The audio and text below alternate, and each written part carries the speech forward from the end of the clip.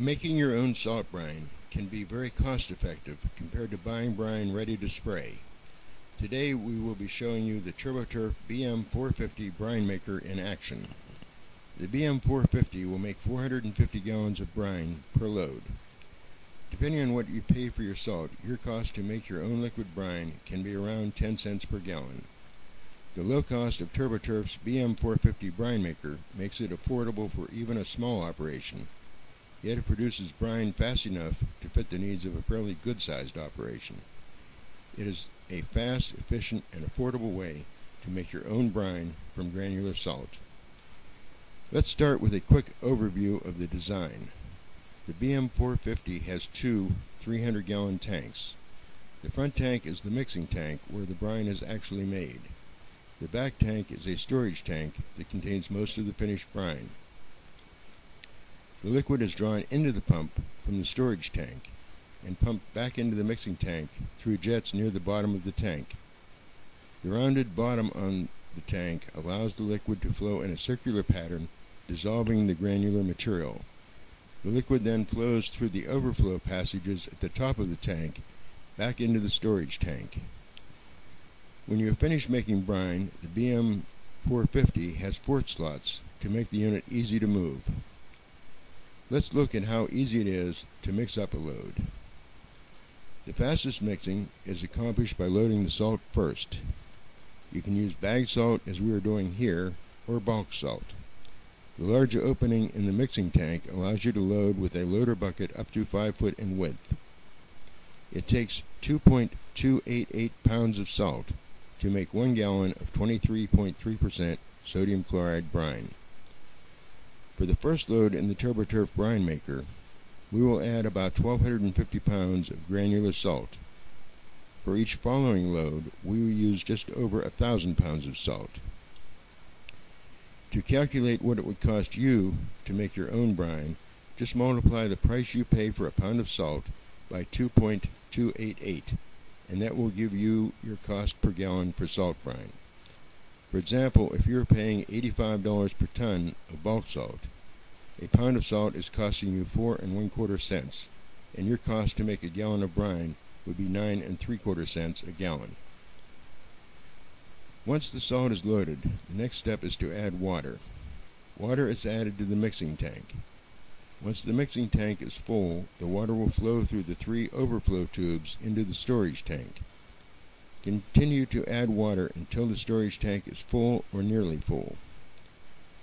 The Briggs & Stratton engine and 2-inch poly pump are mounted on a pull-out tray that slides back out of the way for storage.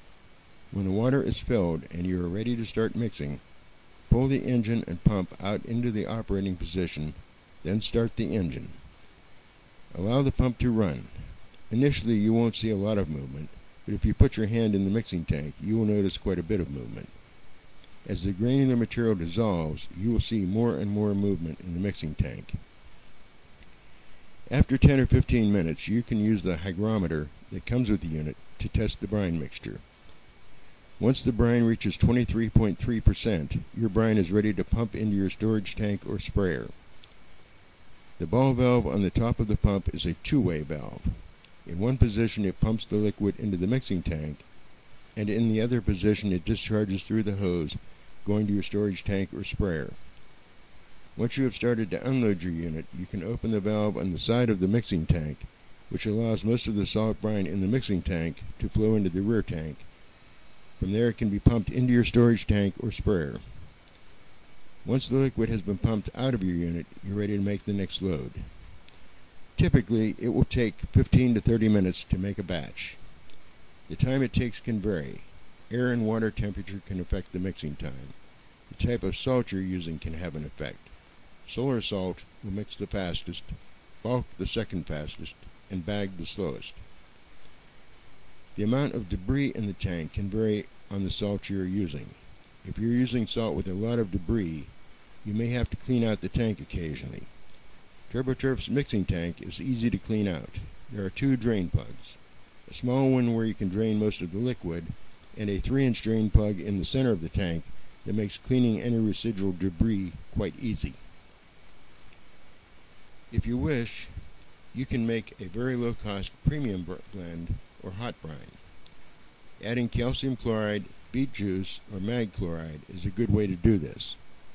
One example of this would be a mix of 90% salt brine and 10% calcium chloride, which would be effective to about 5 degrees above zero. It's cheaper and easier to buy your calcium chloride as a liquid and just pump it into your storage tank. You can make liquid calcium chloride in the TurboTurf Brine Maker, but if you choose to do this, you want to add the water before the calcium chloride flakes, and to add the calcium chloride in stages. Making liquid calcium chloride can generate lots of heat. Making a calcium chloride brine by adding the flakes first can generate enough heat to melt your tank.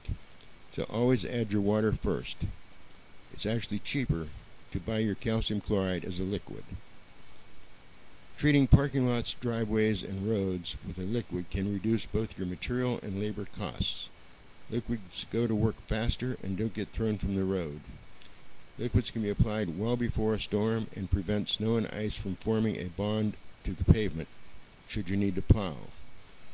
Each pound of salt you make into a brine will go 3.5 times further than the same amount of granular material applied directly to the surface. The TurboTurf BM-450 will quickly pay for itself. You can make your own brine for 1/4 the cost of purchased brine or well brine, and it will be a cleaner product with less junk than well brine has. You have the ability to custom make high-performance blends should you choose to do so. Thank you for watching our video. For more information, please feel free to give us a call.